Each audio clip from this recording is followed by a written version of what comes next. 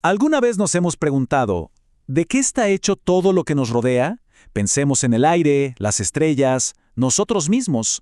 Hoy vamos a hacer un viaje justo al corazón de la materia para desentrañar los secretos del átomo. Veremos cómo una simple idea de hace miles de años nos llevó a descubrir el poder tan inmenso que se esconde en su interior. Bueno, arranquemos con la pregunta que ha vuelto loca a la humanidad por siglos y que es básicamente el centro de todo esto. ¿Cuál es ese componente básico, esa pieza fundamental de la que está hecho el universo entero? Para entenderlo mejor, imaginemos una casa. Se construye con ladrillos, ¿verdad? Uno sobre otro. Pues, de una forma muy parecida, todo, absolutamente todo lo que vemos y tocamos está construido a partir de unos bloques fundamentales que son increíblemente pequeños. Y esta es la pregunta del millón, la que impulsó a filósofos y a científicos. Y no es solo una pregunta de física, es una pregunta sobre nuestra propia existencia. La respuesta, como veremos, está en una partícula pero tan pequeña que desafía la imaginación. Los antiguos griegos fueron los primeros en darle un nombre, átomo, que literalmente significa sin división. La idea era que si empezabas a cortar algo en pedazos cada vez más pequeños, llegarías a un punto en el que ya no podrías cortar más. Esa última pieza indivisible era el átomo. Y ojo, esta idea duró más de 2000 años. Pero, ¿sería verdad? Porque esa idea del átomo indivisible fue solo el comienzo. La verdadera aventura científica empezó cuando nos atrevimos a mirar dentro de esa supuesta partícula.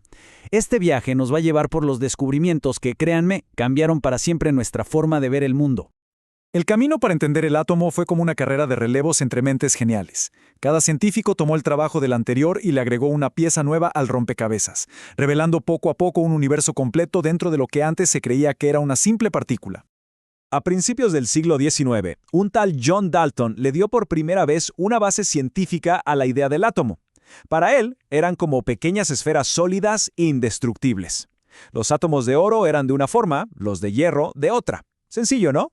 Pero para su época esto fue toda una revolución.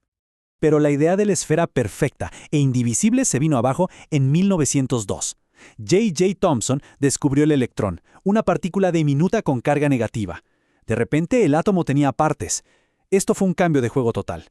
Se imaginó el átomo como un budín de pasas, una masa positiva con los electrones negativos incrustados, como si fueran pasas. Luego vino el siguiente gran salto, y fue una sorpresa total. Ernest Rutherford se puso a bombardear una lámina de oro súper delgada, y para su asombro, algunas partículas rebotaban. Él mismo dijo que era como dispararle una hoja de papel y que la bala te regresara.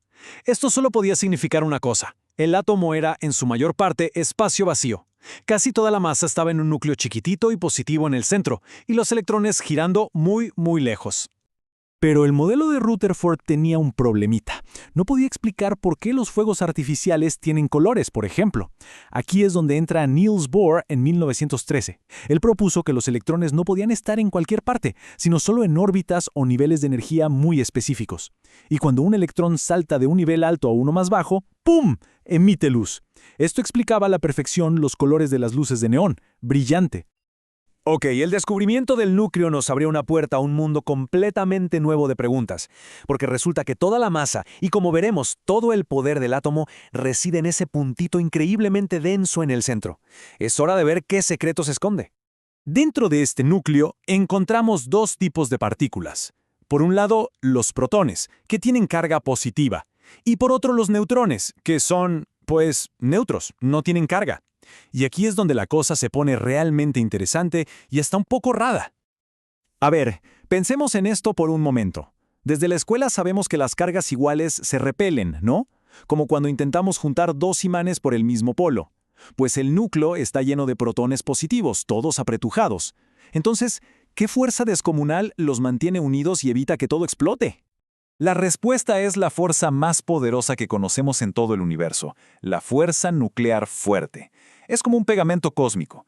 Imagínense un resorte supercomprimido a punto de estallar, pero amarrado con una soga increíblemente resistente. Esa soga es la fuerza nuclear. Y esto significa que dentro de cada núcleo hay una cantidad de energía potencial, inimaginable. Pero, ¿cuánta energía exactamente?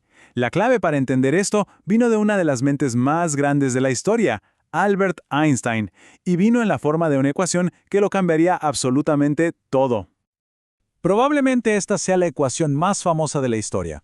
E es igual a m por c al cuadrado, que significa que la energía es igual a la masa multiplicada por la velocidad de la luz al cuadrado.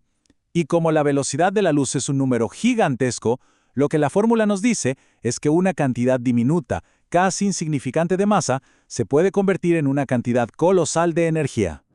Entonces, aquí está la gran pregunta. Si hay tanta energía guardada ahí adentro, ¿cómo se libera? Volviendo a la analogía, ¿cómo cortamos la soga que sujeta ese resorte? Bueno, pues la humanidad aprendió a hacerlo, y el proceso es tan poderoso como fascinante. El proceso se llama fisión nuclear. Básicamente consiste en lanzarle un neutrón a un núcleo pesado, como el de uranio. Esto lo vuelve inestable y ¡paf!, se parte en dos. Al partirse, libera una cantidad enorme de energía. Y lo más importante, libera más neutrones. Esos nuevos neutrones chocan con otros núcleos, que también se parten, y así se crea una reacción en cadena. Esto puede ser controlado como en un reactor nuclear o descontrolado.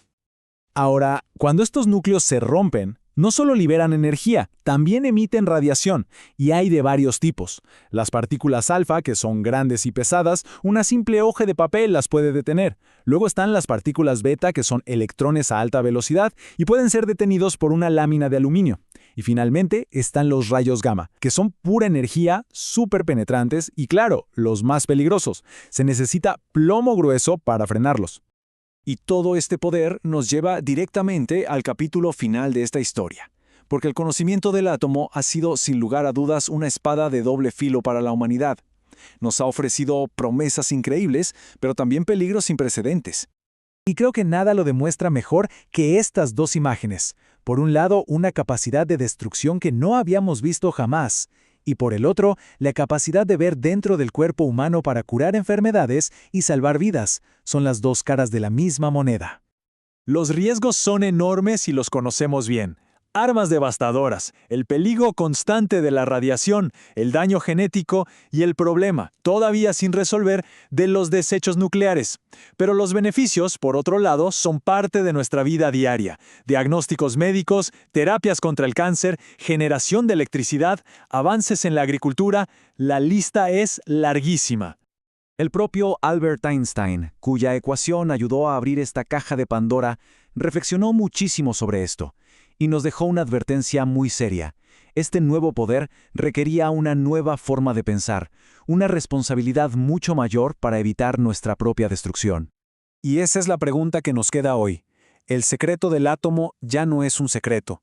Hemos aprendido a liberar su poder. La pregunta ya no es si podemos, sino cómo debemos usarlo.